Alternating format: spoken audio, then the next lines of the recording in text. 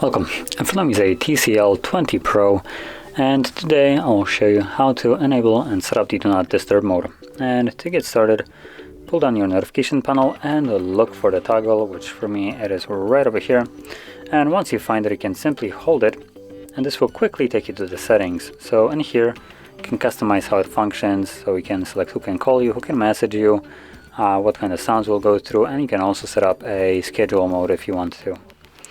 Now once you have set it all up the way you want to turn it on, all you need to do is simply tap on the toggle instead of holding it, and this will then turn it on, which right now it's already on, which you can see this little circle with the cross on it. That's the Do Not Disturb mode. And once you're done with it, tap on the toggle once more to turn it off. So, that being said, if you found this very helpful, don't forget to hit like, subscribe, and thanks for watching.